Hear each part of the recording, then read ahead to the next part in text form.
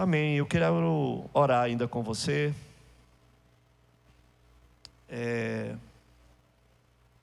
E queria que você também orasse comigo.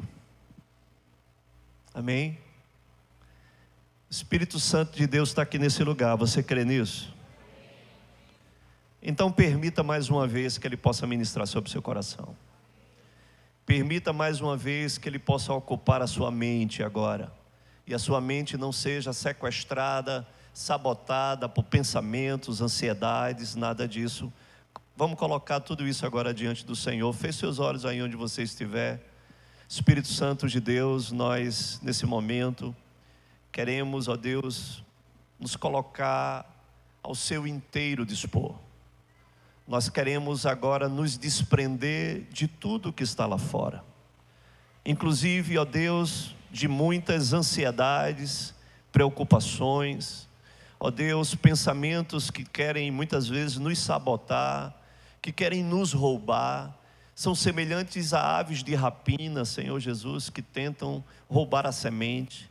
Mas nesse momento eu quero te pedir que através do Teu Espírito Santo, o Senhor traga cativo mente e coração, a Sua voz e a Sua palavra, e que nada venha, Deus, a nos distrair, que nada venha a nos roubar. Encontra em nós, ó Deus, um solo apto, preparado para acolher a boa semente, e nós te pedimos que essa semente ela floresça, multiplique a 100 por 1, Senhor, e produza o fruto, um fruto digno de arrependimento, um fruto, ó Deus, que revele, que manifeste a vida e o caráter de Deus. Nós oramos no nome de Jesus. Amém. Glória a Deus.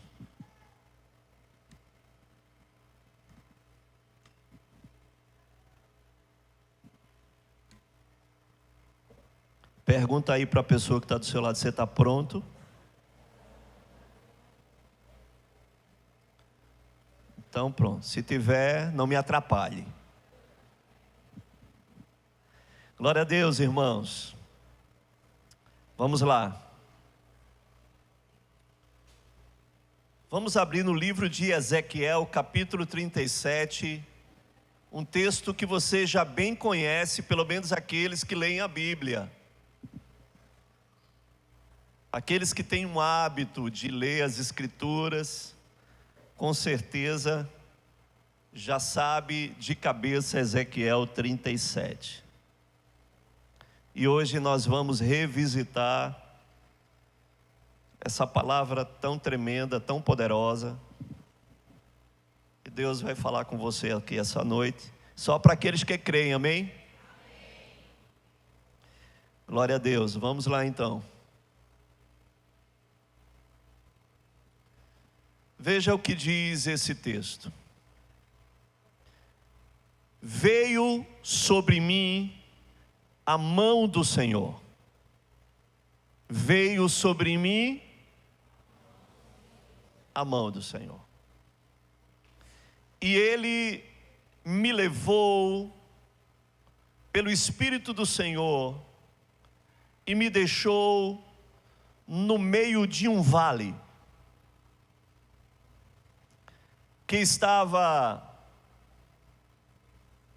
cheio de frutos, de um manancial de águas cristalinas, de uma sombra.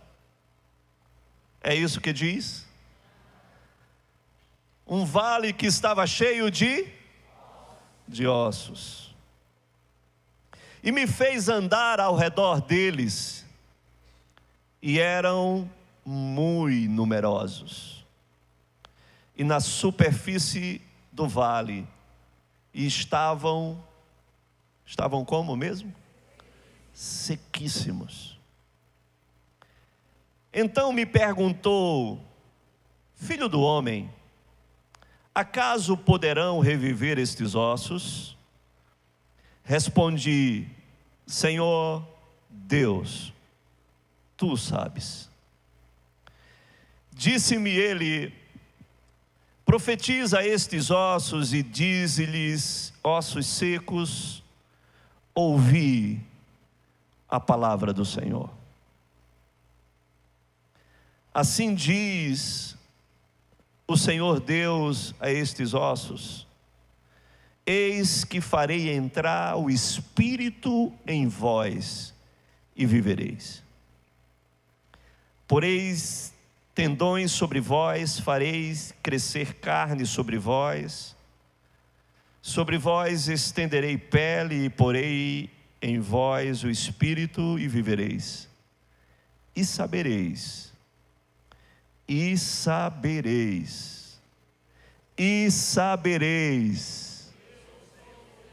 que eu sou o Senhor. Então profetizei segundo me fora ordenado. Guarda isso. E enquanto eu profetizava, houve um ruído, um barulho de ossos que batiam contra ossos e se ajuntavam, cada osso ao seu osso. Olhei, e eis que haviam tendões sobre eles, e cresceram as carnes, e se estendeu a pele sobre eles, mas não havia neles o Espírito. Então ele me disse: profetiza ao Espírito, profetiza, ó filho do homem, e dize-lhe: assim diz o Senhor Deus: vem dos quatro ventos, ó Espírito, e assopra sobre estes mortos, para que vivam.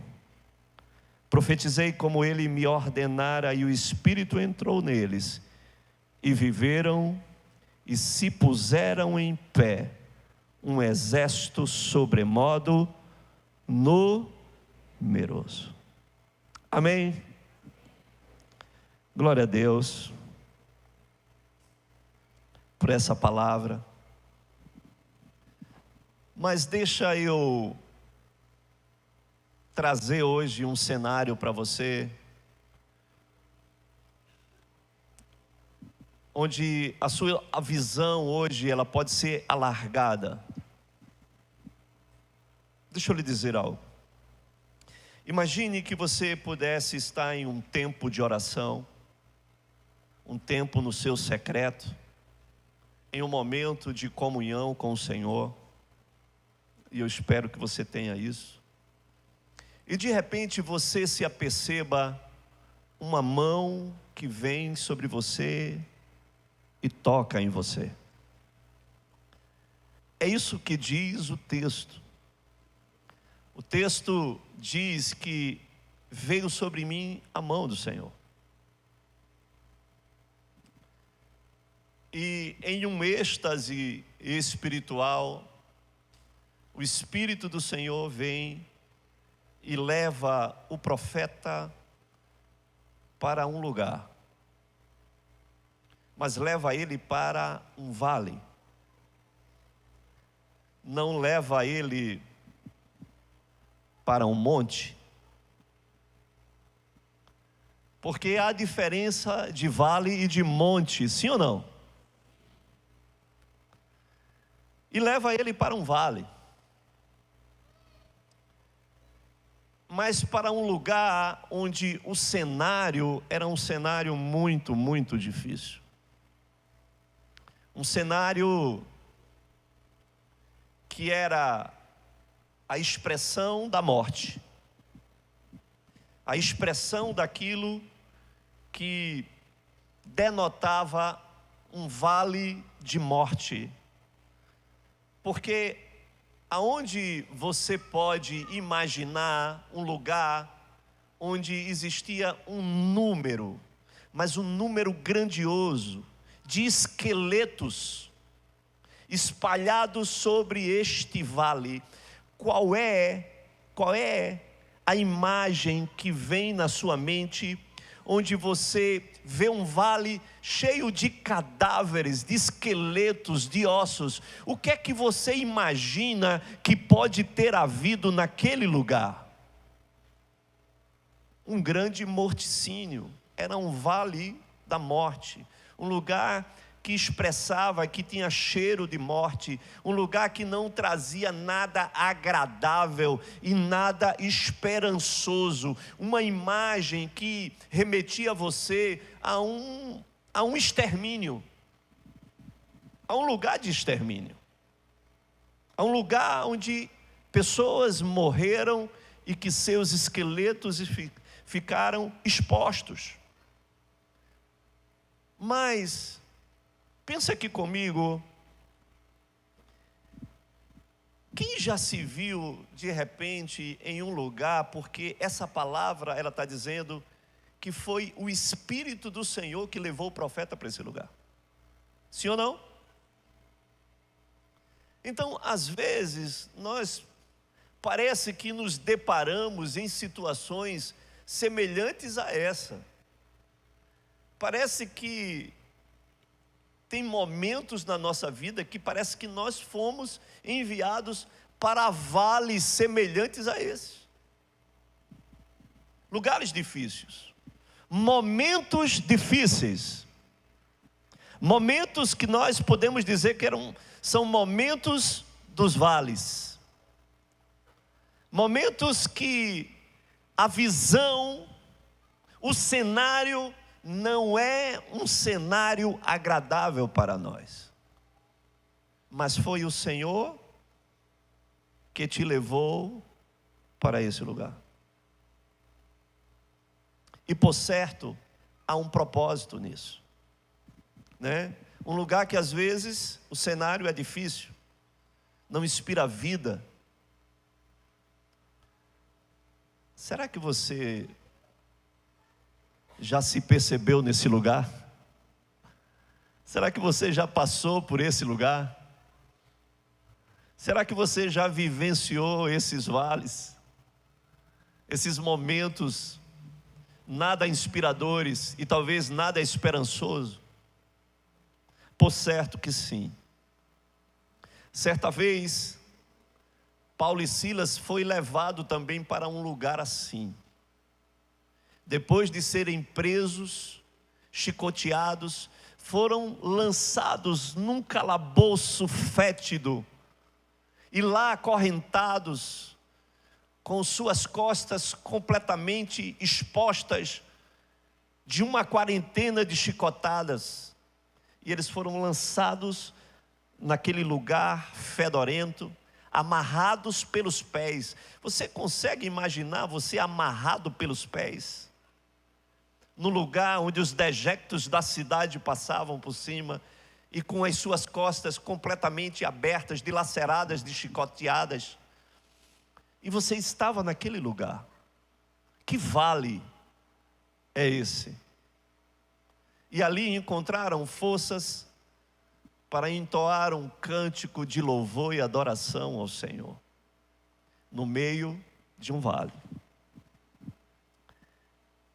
Às vezes parece, sem sombra de dúvida, que nós nos encontramos assim, em lugares difíceis, em lugares de caos, né? Em lugar que tem um cheiro que não é cheiro de vida,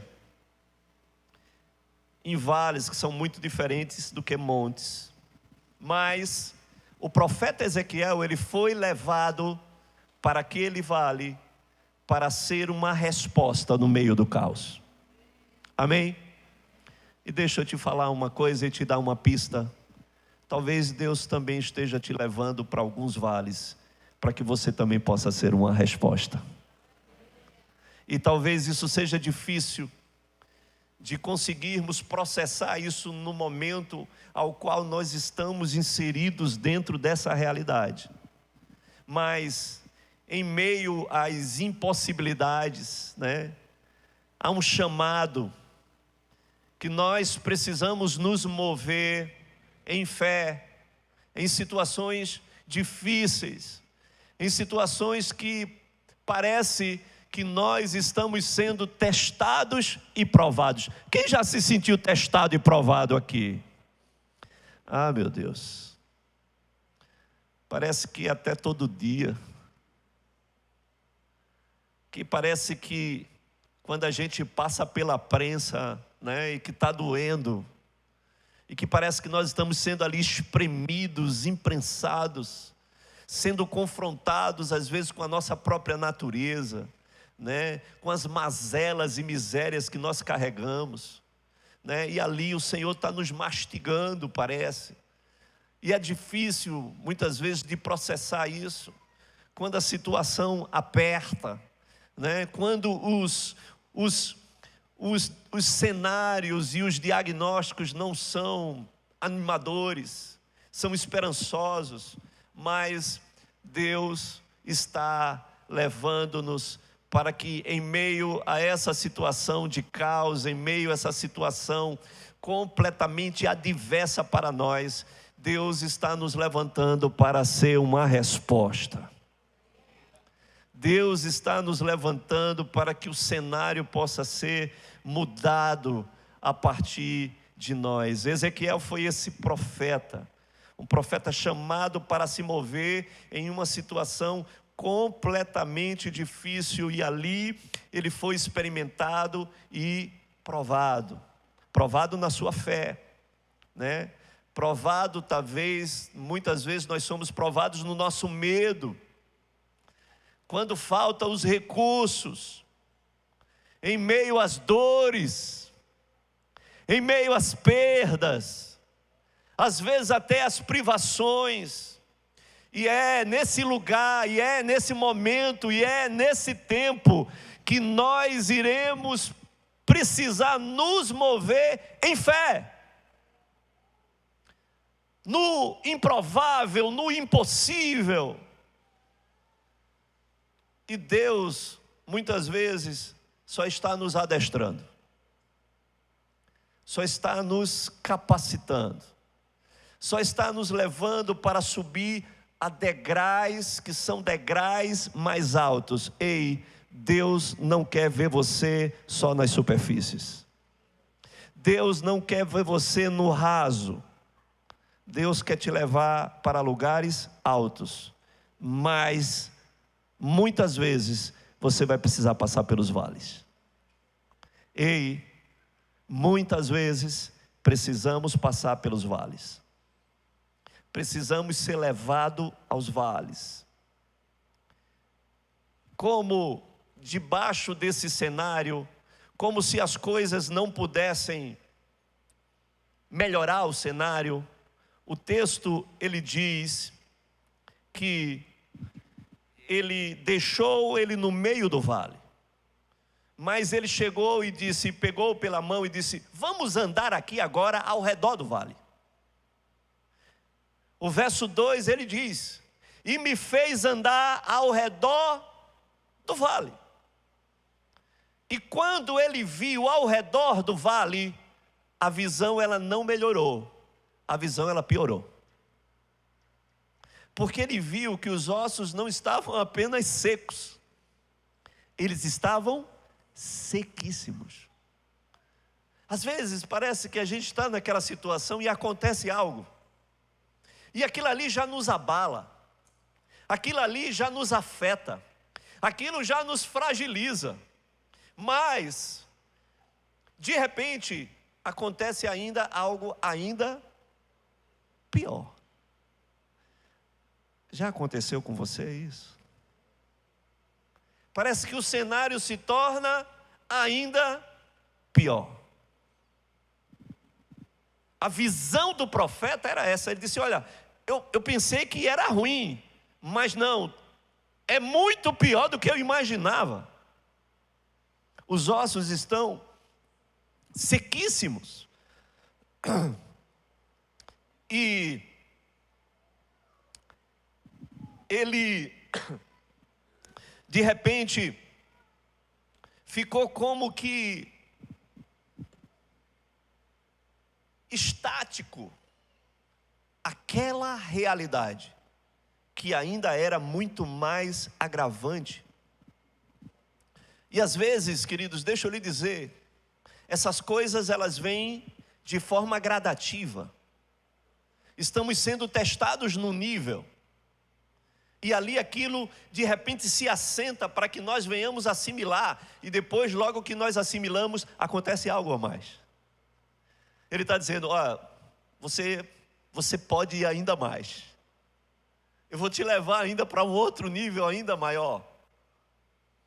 Isso é interessante, porque precisamos ser testados na visão da nossa fé. Interessante que quando o Senhor fez uma promessa sobre uma terra, e uma terra maravilhosa, o Senhor pegou a equipe dos príncipes, dos 12 príncipes, e envia eles lá para Canaã. E quando eles vão lá para Canaã, Deus havia falado, vão lá e vejam se tudo aquilo que eu falei é a realidade daquilo que vocês vão contemplar lá, e tragam para mim um relatório. E eles foram, e eles ficaram impactados ao verem homens carregando um cacho de uva, carregado por 2 homens, porque um homem só não podia carregar os cachos de uvas, e as outras frutas, as figueiras, as oliveiras, os pés de romão, os pés de figo, as videiras. Era uma terra de fato deleitosa. Eles viram tudo isso, mas eles também viram os filhos dos Enanquins, os filhos de Enaque, os gigantes. E quando eles chegaram para prestar o relatório e dizer como iria, porque entenda uma coisa, Deus, ele sabia o que existia lá na terra, sim ou não? Sabia. Deus sabia o que ele tinha preparado.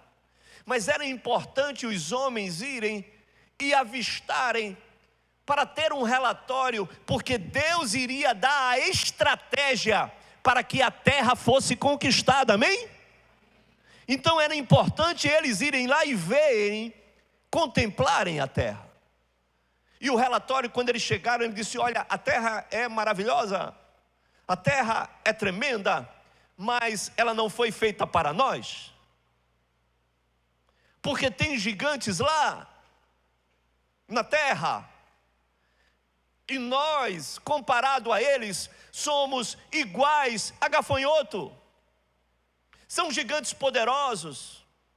Então, o relatório que foi trazido sobre a terra, não foi da terra, mas foi da impossibilidade de possuir a terra por causa dos gigantes. Você está me entendendo? Então, muitas vezes, diante de um cenário, o cenário, ele traz uma leitura para nós de impossibilidade. Ele traz uma leitura para nós completamente de inviabilidade, muitas vezes. E é aí onde nós precisamos nos mover em uma visão que possa mudar esse quadro, que possa mudar o cenário e que possa mudar a realidade. Diga realidade. Essa era a realidade. Eles não trouxeram um relatório da terra, eles trouxeram um relatório da impossibilidade. Muitas vezes Deus está nos levando para um vale para arrancar de nós uma visão e um relatório daquilo que nós estamos enxergando. E Deus sempre está nos provocando para isso. Às vezes nós não entendemos, mas Deus está nos provocando. Deus está nos levando a ter uma experiência em um nível de uma visão que precisa ser além do que a visão terrena, mas que seja uma visão superior, uma visão que ela não é meramente humana, mas ela precisa ser espiritual. Posso ouvir um amém por isso? E Deus levou muitos homens dentro dessa realidade. Quando, dentre os discípulos, é interessante que tem um discípulo,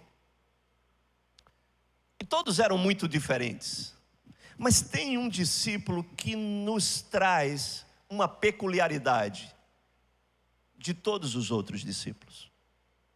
Esse discípulo é o apóstolo João. O apóstolo João, ele foi o único apóstolo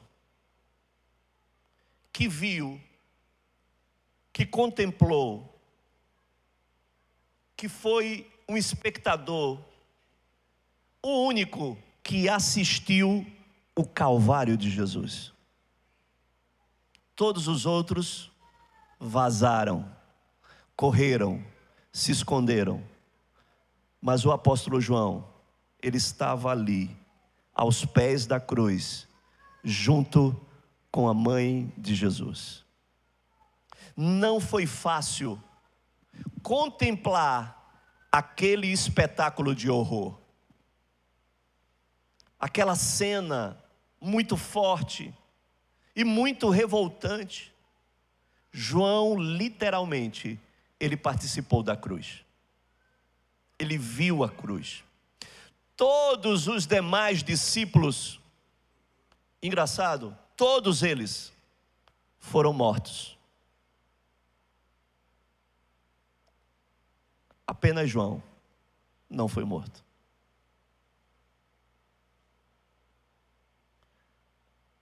Como diz aqui o pernambucano, João morreu de morte morrida. Ele não morreu de morte matada. Foi o único. Isso, uns foram mortos ao fio da espada, outros decapitados, crucificados, apedrejados. Mas João foi o único que morreu de causa natural. E tentaram matá-lo várias vezes e não conseguiram matá-lo. E existia um fenômeno na igreja: quando se matava um apóstolo, uma multidão se convertia e se multiplicava mais ainda. Porque ninguém pode parar a igreja. Morria um, vinha mais 1.000, 2.000, dezenas, centenas se levantavam. E eles viram isso. E depois de muitos morreram, sobrou João. Eles disseram: vamos fazer o seguinte, não vamos matar esse cara não. Vamos levar ele, vamos isolar ele numa ilha. Porque ali a gente deixa ele distante. João foi esse cara incrível, porque quem morre vivo não precisa ser matado, amém, irmãos? João, ele morreu naquela cruz também. Ele perdeu o medo da morte naquela cruz, vendo o seu Senhor e Mestre passar pelo que ele passou. Ele entendeu tudo. Mas, isolado lá na ilha de Pátimos, onde todos acharam que ali o evangelho e o cristianismo ia ser sufocado, abafado, muitos se enganaram com tudo aquilo. Porque foi lá onde aquele homem teve a maior revelação do fim. E por causa de João, nós conhecemos o final da história. Amém ou não amém? Por causa de João, nós sabemos que no final nós vamos vencer. Que no final nós vamos ter uma cidade esperando, preparada por nós. No final o diabo, o anticristo e a besta serão derrotados, e nós viveremos para sempre com o nosso amado. Nós temos essa convicção e essa certeza por causa de João. Aquilo que era para ser sufocado veio para a igreja, a maior revelação da história. Às vezes, somos levados para lugares que nós achamos que ali seremos sufocados, que ali seremos paralisados, nos cenários, na geografia, na situação, mas não é assim. Não é assim que se para a igreja. Não é assim que se para a noiva. A estratégia não é sobre pressão. Sobre pressão nós iremos crescer, iremos multiplicar, iremos ganhar, iremos testemunhar, e o avivamento vai vir. A estratégia do diabo, escute isso, não é nos entregar à dificuldade. A maior estratégia do diabo para parar a igreja é levar a igreja à facilidade. Porque é a facilidade que nos tira da presença. É a frouxidão que nos tira da presença. É o estado de conforto que nos tira da presença. Ah, irmãos, e João estava lá, clamando ao Senhor, preocupado com a situação da igreja, e Deus dá a visão para ele das 7 igrejas. Porque imagina ele lá, preso, enclausurado, sem saber notícia de nada, sem receber uma carta, sem receber um irmão, e ele imaginava, como é que está a igreja? E Deus dá a ele a visão da igreja, e ele tem a visão de todas as igrejas, e ele mostra Éfeso, e ele mostra a Esmirna, e ele mostra a igreja de Filadélfia, e ele sai mostrando a igreja de todas as igrejas. E a visão da igreja era uma visão difícil, porque ele viu que em uma das igrejas tinha abandonado o primeiro amor, a outra tinha aceitado a doutrina dos nicolaítas, a outra tinha sido tolerante a Jezabel, e assim sucessivamente. Tinha uma igreja que achava que era rica, mas era pobre. Tinha uma igreja que achava que estava viva, mas estava morta. O quadro contemplado por João da igreja era ruim, mas depois disso, diz o texto, em Apocalipse ele vê uma porta aberta, e o Senhor fala para João: João, sobe aqui. E ele sobe, e quando João sobe, ele vê a igreja virgem, santa, imaculada, sem mancha, sem ruga, e ele viu a queda da Babilônia, e Deus chega para João e diz: João, aquela ali é a realidade de fato da igreja, mas essa aqui em cima é a verdade daquilo que eu irei transformar essa igreja. Uma coisa é você olhar para os olhos de uma realidade, e outra coisa é você ter os olhos pautados na verdade daquilo que eu irei fazer e eu irei transformar. Aonde está os teus olhos? Na realidade ou na verdade de Deus? E ele diz para João: olha aqui para cima, João, é essa visão que eu preciso que você enxergue. Não a visão de baixo, mas a visão de cima. Ele precisou entrar em uma porta, ele precisou subir. Assim também nós somos levados para os vales, de ossos muito secos e sequíssimos, para trazer uma verdade que é contraditória à realidade. Muitas vezes nos deparamos em realidades difíceis, muito difíceis.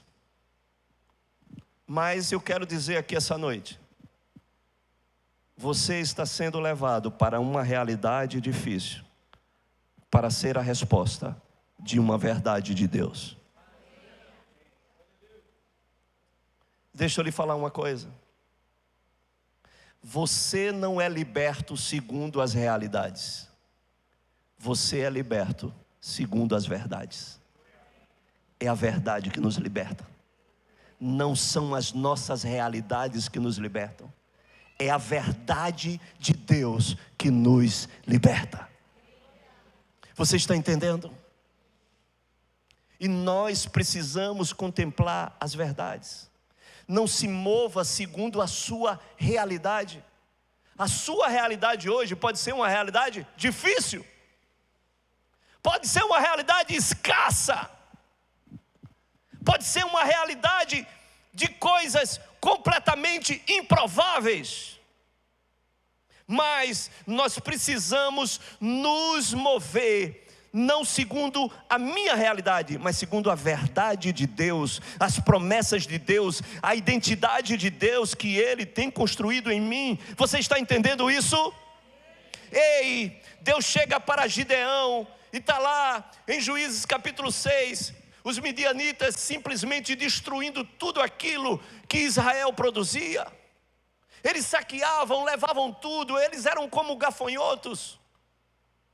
Mas um dia, um anjo se levanta e vai lá para uma colina lá de Ofra e vê um homem. Ele estava lá no trigo, no meio de um lagar de vinho. E o anjo chega para esse homem e diz: olha, te levanta e vai na tua força, homem valente. Aí ele diz para o anjo: tu está errado, tu está equivocado, eu acho que tu errou a pessoa. Como assim? Como assim? Cadê você? Ao qual os nossos pais disseram que fomos libertos lá do Egito, com tamanha manifestação de poder. Onde está esse Deus? Ao que o anjo chegou e disse: não te enviei eu? Vai lá.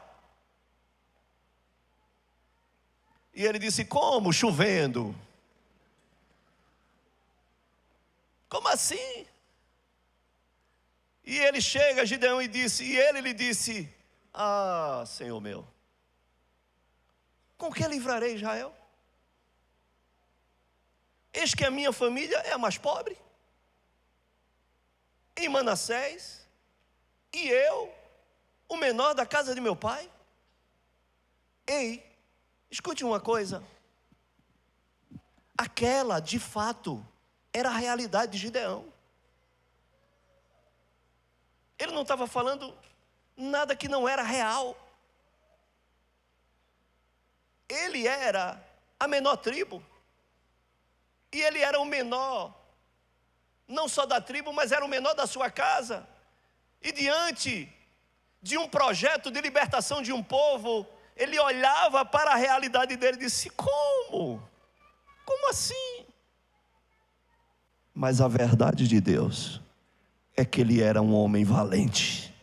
A verdade de Deus é que Deus enxergava algo que ele mesmo não conseguia enxergar, que ele estaria sendo forjado como esse valente e iria libertar um exército poderosíssimo, o exército dos midianitas. Ele iria libertar apenas com 300 homens, porque a verdade de Deus era completamente diferente da realidade dele. E eu estou aqui essa noite para declarar que Deus não está olhando para a tua realidade, Ele está olhando para a verdade que Ele construiu, para a verdade que Ele está contemplando, para a realidade que não irá te paralisar. Mas se você entender a verdade de Deus, você se moverá no sobrenatural do Senhor, e Ele fará coisas inimagináveis, coisas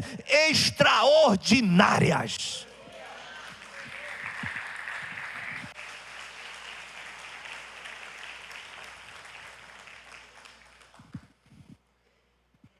Existe uma realidade, nós não estamos nos fechando para essa realidade, mas existe uma verdade de Deus, e a verdade de Deus vai prevalecer sobre a sua realidade.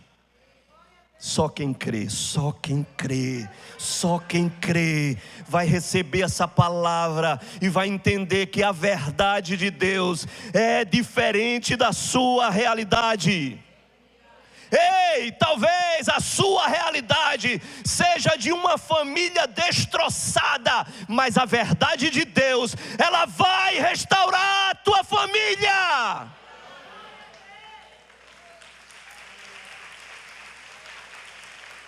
A realidade talvez seja de um casamento destruído, mas a verdade de Deus é de um casamento restituído. A realidade talvez seja de algo que não tem solução, mas a verdade de Deus, Ele enxerga uma solução. Talvez o diagnóstico seja um diagnóstico de morte, mas a verdade de Deus é um diagnóstico de cura. A realidade pode ser muito diferente da que você tem. Talvez a sua realidade hoje seja uma realidade de escassez, mas a verdade de Deus é que o suprimento e a prosperidade, ela vai repousar sobre você. Quem recebe essa palavra, faça alguma coisa.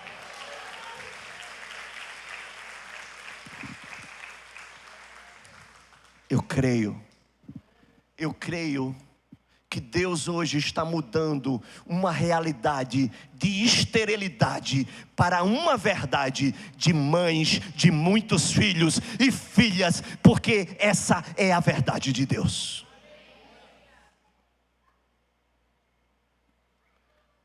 Precisamos trazer a realidade para debaixo de um espírito profético. Diga, espírito profético. Ei, você está entendendo? Eu não sei a realidade que você está vivendo, mas eu não quero ignorar ela, mas eu quero que você hoje traga a realidade para a verdade de Deus, através de um espírito profético revelado, que possa mudar esse cenário, que possa mudar essa condição e levar você para viver inteiramente a verdade de Deus. Sabe por quê, queridos? Diante de um vale de ossos secos, não vai faltar gente para dizer: está seco mesmo, viu? Tem nem como levantar, porque se levantar vai se quebrar todinho. Não é assim? Quando você pega um negócio muito seco, quando você levanta, esfarela tudo, não é não? Como é que aquilo ali vai poder gerar alguma coisa daquilo ali?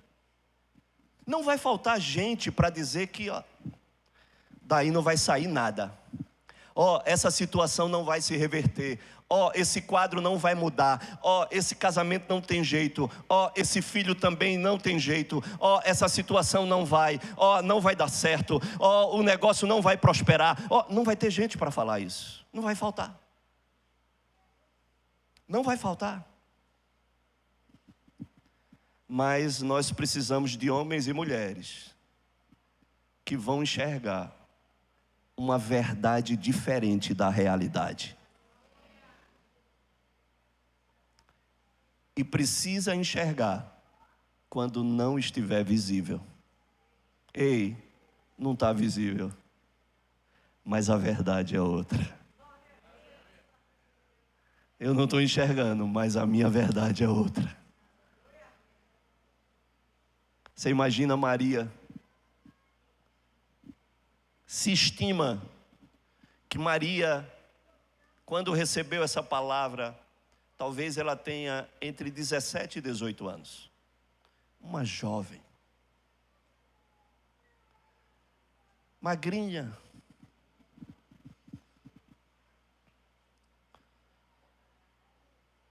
E de repente, Maria vai para a casa de Isabel.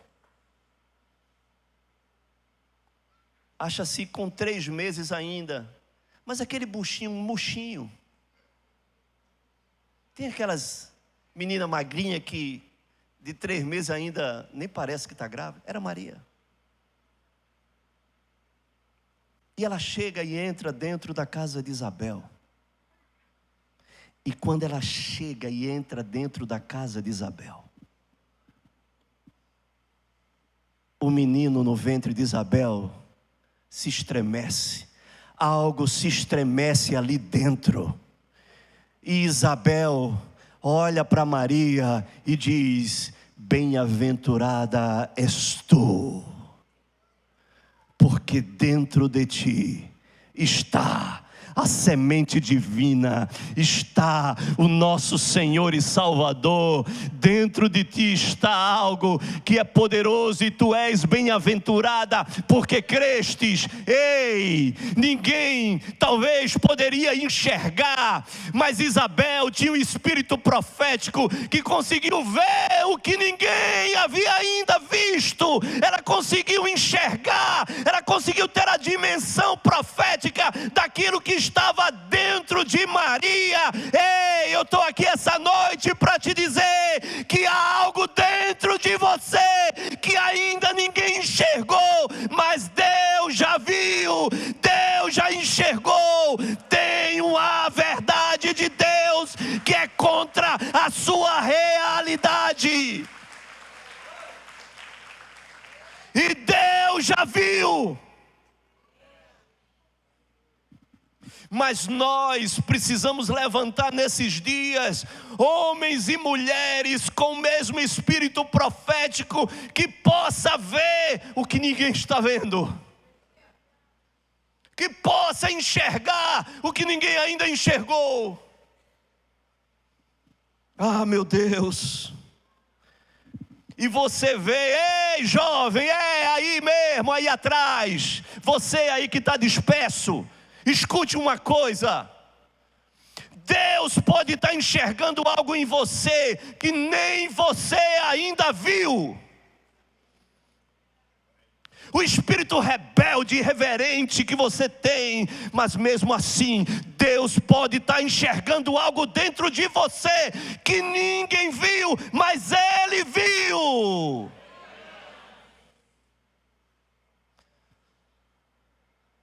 Ah, meu Deus, nos faz ver.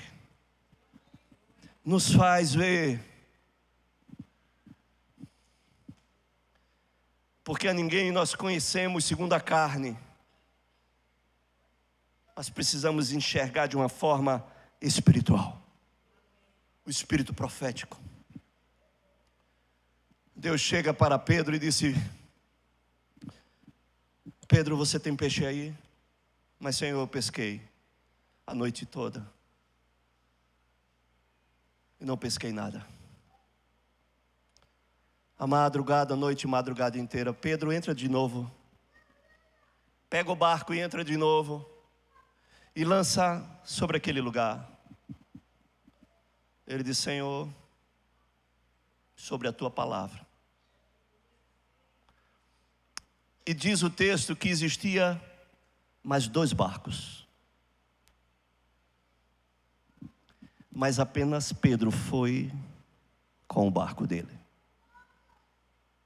E ele lançou a rede. E quando a rede começou a vir cheia de peixe, os outros 2 barcos viram e disse: vamos lá também.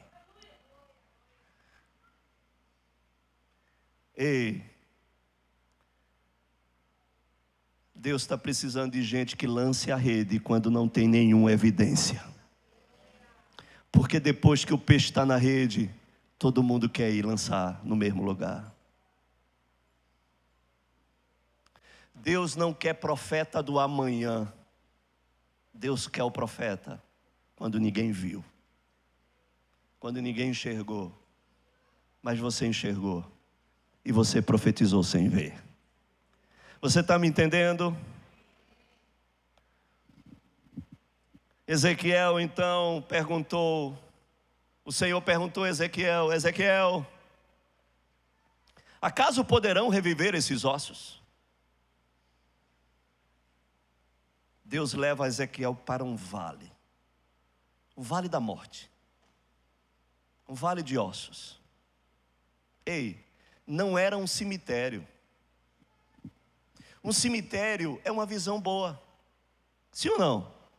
E olhe que quando a gente vai para o cemitério, e eu já fui muito para cemitério, viu? Quando você vai para cemitério e você vê uma catatumba daquela aberta e você vê um esqueleto, você já se arrepia, né? É ou não é? Fica arrepiado. vê ali aquele esqueleto, aquele crânio ali exposto, aqueles ossos. Você não era cemitério, porque a visão do cemitério é boa. Árvores, né? Ali os jazigos, tudo. A visão do vale era só osso, meu irmão. Só esqueleto. E o Senhor pergunta para Ezequiel: Ezequiel, acaso pode reviver esses ossos? E a palavra de Ezequiel: Deus, tu sabes. Foi assim, nem um sim, nem um não. Mas por que essa pergunta? Por que essa pergunta? Por que Deus faz perguntas? Porque Deus, Ele precisa lidar com quem acredita. Ei, olha aqui para mim. Deus precisa lidar com quem acredita, com quem crê. Ele precisa dos que creem, e Ele precisa daqueles que profetizam. Deus, Ele precisa. E o que o Senhor estava dizendo para Ezequiel, Ele está dizendo: eu posso ressuscitar, mas quem profetiza é você. Eu posso gerar essa criança, mas quem vai cuidar dela é você. Sou eu que faço a cura, mas quem impõe as mãos é você. Sou eu quem salvo, mas quem prega é você. Ei, você está entendendo? Você está compreendendo isso? Então, sou eu que vou trazer a vida, mas é você quem profetiza. É você que tem que ver. É você que precisa enxergar. É você que precisa abrir a boca. É você que precisa estender as suas mãos. É você que precisa tocar. Você está entendendo? Ei, o Senhor está dizendo: eu preciso que você se mova. Ah, não. Eu preciso que você se mova.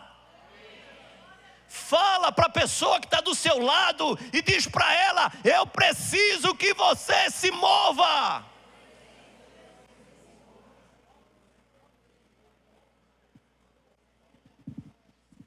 Se mova.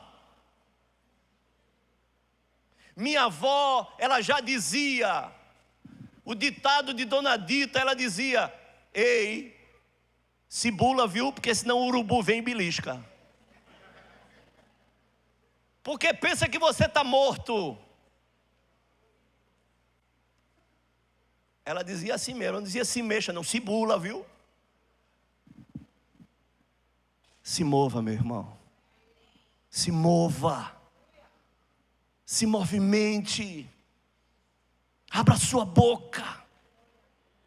Nós não estamos ignorando o diagnóstico da terra, mas nos movemos na verdade do céu. A realidade da terra é uma, mas a verdade do céu é outra.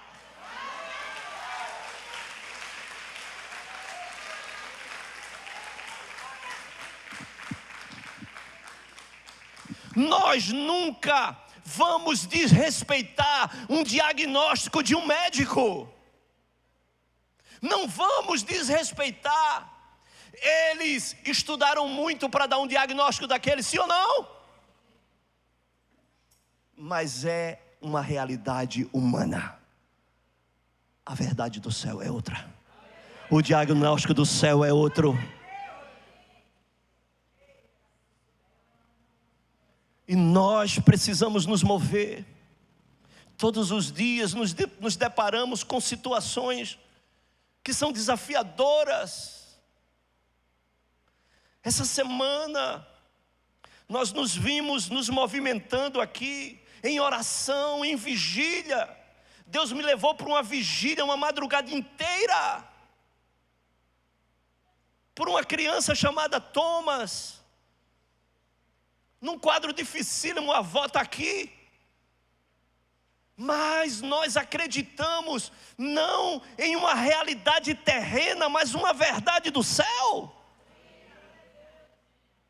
E ele já saiu da UTI, já está no quarto.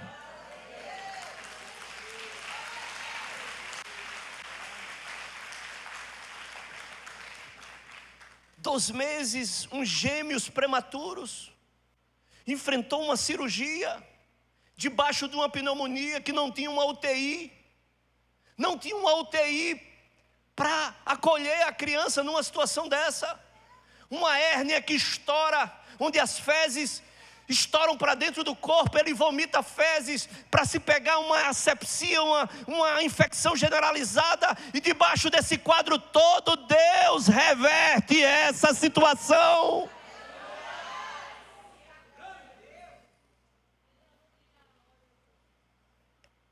É a verdade do céu.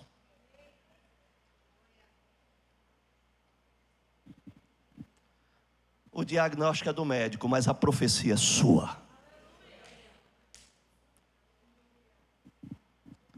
Então diz a esses ossos: Espírito, entra nesses ossos, profetiza para que o Espírito entre nesses ossos. Ei, e sabe o que é que acontece? Me escuta, um ruído, um barulho.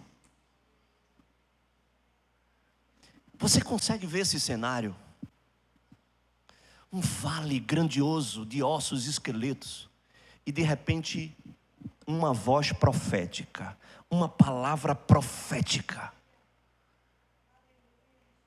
é liberada, dizendo: ossos, vivam. Aqueles ossos começam a se levantar. Agora, acompanha comigo, eu sou criativo. Acompanha comigo.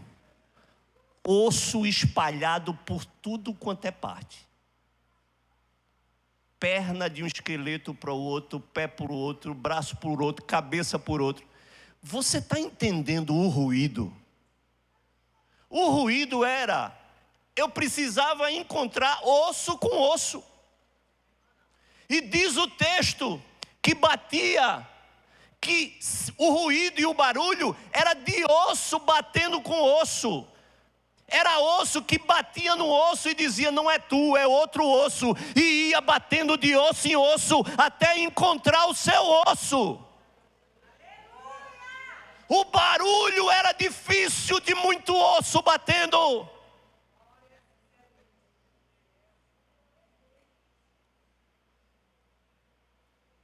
Porque sabe o que o Senhor está dizendo? O Senhor está dizendo que o negócio está ruim e a confusão vai ficar pior.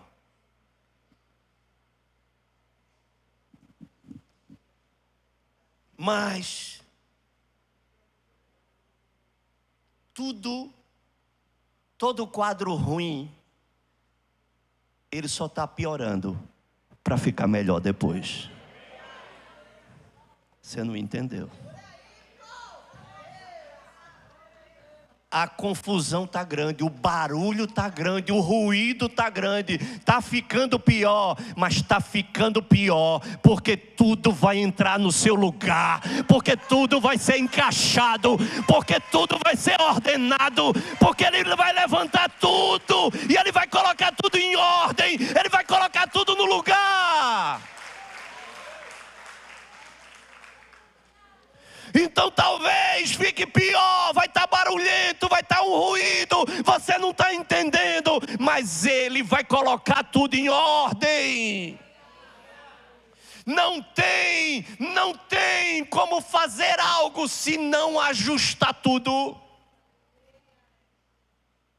Então, às vezes, determinadas coisas acontecem, e que vêm à luz, e que são expostas, e que são dolorosas, que são difíceis, mas Deus está dando uma oportunidade para colocar tudo em ordem, para ajustar tudo. E a palavra é essa: vamos começar a ajustar as coisas, vamos colocar em ordem, porque ele precisa de ter uma estrutura para se levantar e construir. Não dá para levantar e colocar tendão e carne enquanto o esqueleto não estiver de pé. Escute, ele está colocando o esqueleto de pé.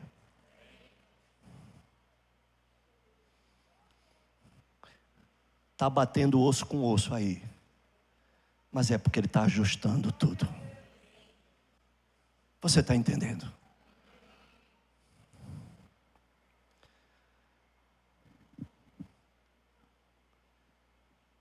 Deus está fazendo, e Ele está mudando realidades em novas verdades.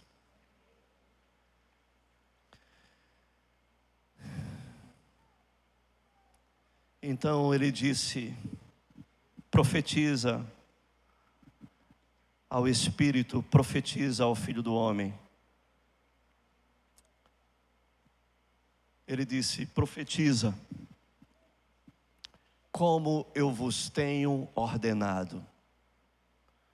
Deixa eu lhe falar uma coisa. O profeta, ele profetizou não da forma que ele pensava, não da forma que ele achava, mas ele profetizou da forma que o Senhor ordenou a ele. Você está entendendo? Não pode ser uma coisa e uma invenção da sua cabeça. Não pode ser algo que você possa estar imaginando e segundo aquilo que você pensa que é. Não, é segundo aquilo que o Senhor está falando. Amém? Ei, estamos num tempo de jejum. E eu vou falar isso aqui hoje porque depois você vai entender tudo. Há um tempo onde o Senhor nos pede para fazer algo que é segundo o que Ele ordenou. Você está entendendo? Que não é coisa sua, que não é da forma que você acha, mas é segundo Ele ordenou. E às vezes vai ter pessoas que não vão entender, mas há uma palavra. E se eu tenho uma palavra, eu tenho tudo.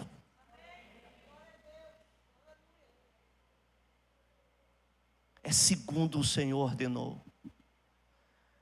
E Ele diz: vem dos quatro cantos ventos, ó Espírito, e assopra sobre estes mortos para que vivam.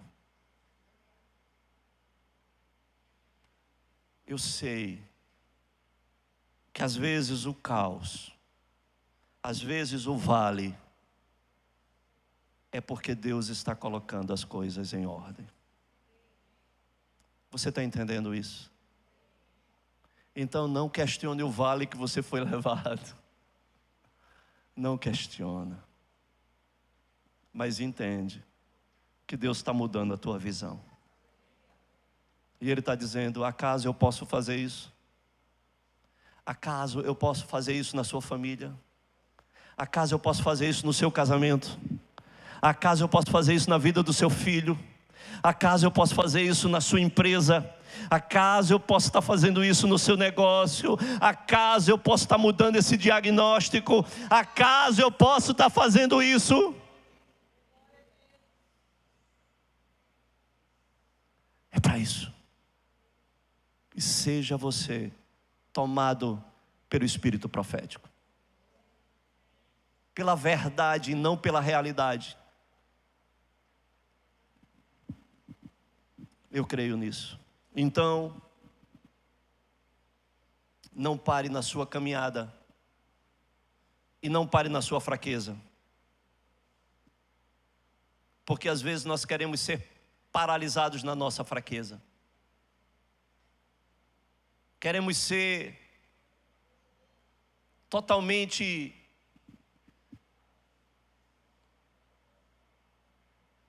ficarmos totalmente paralisados, emudecidos nas nossas fraquezas e debilidades. Paulo, ele se gloriava na sua fraqueza. Mas ele não se gloriou para sempre, sempre foi assim. Porque ele disse, por 3 vezes eu pedi ao Senhor, Senhor, tira de mim esse espinho na carne. Ele diz o texto que ele clamou ao Senhor uma vez, não foi atendido 2, 3 vezes, até que o Senhor deu uma resposta para ele e disse, eu não vou tirar o espinho na carne, porque a minha graça, ela te basta. E eu não vou tirar para que você não se ensoberbeça, para que você se mantenha humilde. As nossas fraquezas, irmãos, elas regulam para que nós não venhamos a nos ensoberbecer naquilo que nós somos fortes. Ei, você está entendendo? Ei, você está entendendo? Às vezes você é muito bom numa coisa e é muito fraco noutra. E Deus está colocando essa fraqueza para que você não se ensoberbeça naquilo onde você é forte. Deus quer manter você nas mãos dEle, na humildade, debaixo disso. Então, o Senhor, ele chega lá em João e fala a respeito de João, uma igreja que pensa que era rica, mas era pobre, que estava viva, mas era morta, que estava cega, mas a outra igreja, o Senhor diz, eu sei que tu tens pouca força. Eu reconheço que tu tens pouca força. Mas mesmo tendo pouca força, não me negastes o nome. Você está entendendo? E você está entendendo? Uma que achava e não era, outra que reconhecia que tinha pouca força. Mas aquela pouca força foi suficiente para, em meio às pressões e perseguições, ela não negar o nome. Então, entenda, às vezes a nossa fraqueza é para nos beneficiar de algo que Deus quer ter o governo sobre a nossa vida. Você está entendendo? Você está entendendo?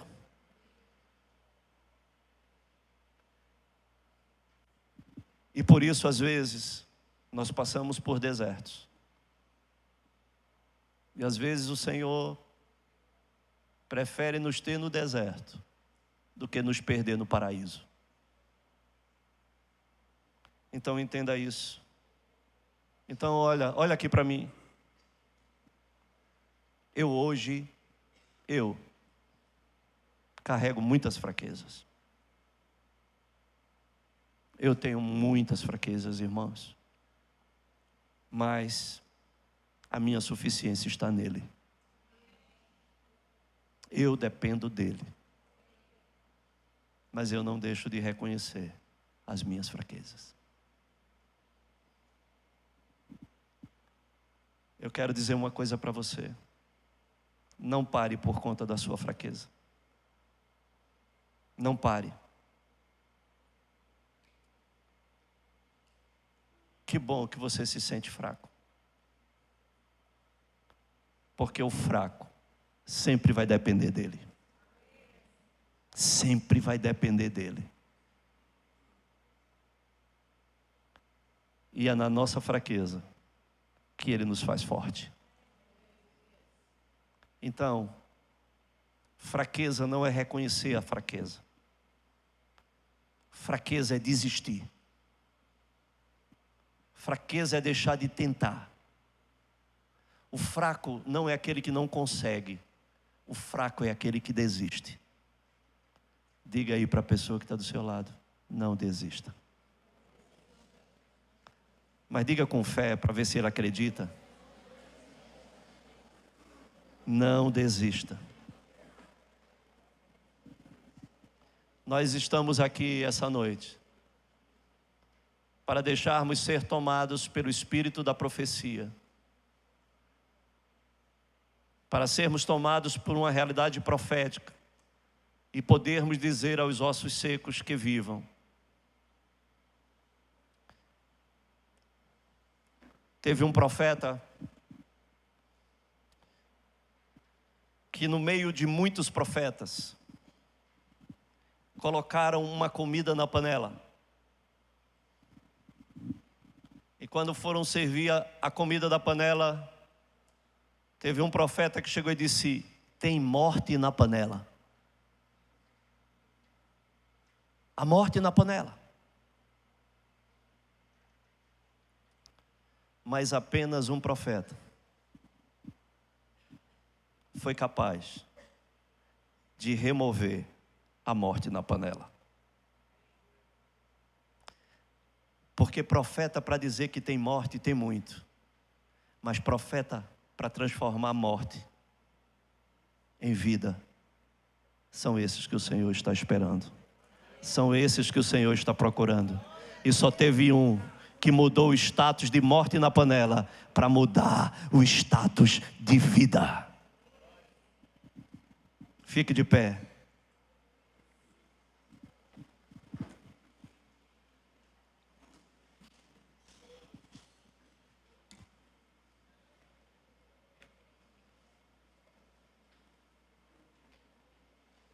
Ei,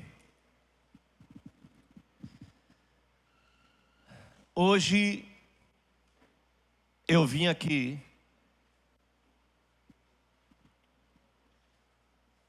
escute o que eu vou lhe dizer agora. Escute uma coisa.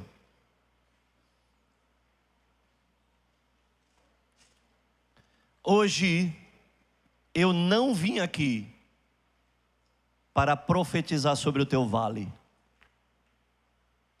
Mas hoje eu vim aqui para declarar que um novo profeta se levanta para profetizar sobre os vales. Você está entendendo o que eu estou dizendo? Eu estou aqui hoje para ativar os profetas. Porque é você que precisa profetizar sobre o teu vale. Sabe por quê? Olha para mim. Não fui eu que fui levado para o teu vale. Você que foi levado para o seu vale. Então, ema, cada um com seus problemas. Você está no seu vale, mude a realidade do seu vale. Deus levou você lá, para você ver o que você não está enxergando. E agora, a gente vai entrar junto. Cada um dentro do seu vale. Para mudar a realidade em uma verdade que é a verdade de Deus. E você hoje tem como decidir. Gideão, não foi fácil tirar ele da realidade dele e colocar ele na verdade de Deus. Ele provou a Deus 3 vezes. Teve que ser reformulado, reprogramado, uma metanoia, para ele entender o que Deus estava forjando como um homem valente. Então, eu quero que você compreenda isso. Deus te levou para o teu vale, para mudar a tua visão, para que você entenda, não a realidade, mas a verdade. Hoje você escolhe com o que você quer ficar. Com o que você quer ficar? Você quer ficar com a sua realidade? Ou você quer ficar com a verdade de Deus? Faça uma escolha hoje. Mas eu sei hoje. Eu sei que nós estamos aqui em um útero profético. Não, você não entendeu. Nós estamos aqui num útero profético. E hoje podemos gestar uma nova verdade e transformar a nossa realidade.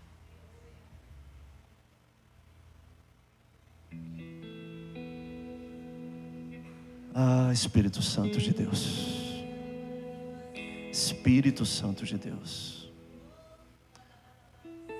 sabe o que é que eu preciso agora? Eu preciso que a gente possa gerar um ambiente profético aqui nesse lugar.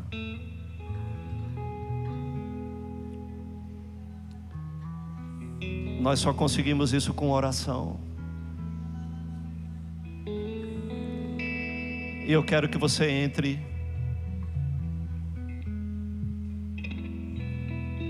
e eu quero pedir àqueles que oram em línguas, não se escandalize com isso, mas um ambiente espiritual, ele só pode se mover debaixo de uma linguagem espiritual. E nós vamos mover esse ambiente espiritual aqui agora. Comece a se mover. Comece a se mover. Abra sua boca. Comece a orar. Comece a orar. Comece a visualizar. Não visualiza a sua realidade, mas visualiza agora a verdade de Deus. E enquanto você visualiza a verdade de Deus, comece a orar. Comece a orar agora em outras línguas agora e comece a gerar esse ambiente. Comece a se mover agora no espiritual. Não é no humano, não é no carnal, não é no natural, mas é no espiritual. Nós precisamos estar debaixo de uma atmosfera espiritual para sermos desatados agora. Para sermos desatados agora no sobrenatural. Para que o Senhor abra os teus olhos. Abra os teus olhos, dilate o teu coração e faça você se mover agora, no nome de Jesus. Deixa liberar o Espírito de Deus nesse lugar. Ora lá.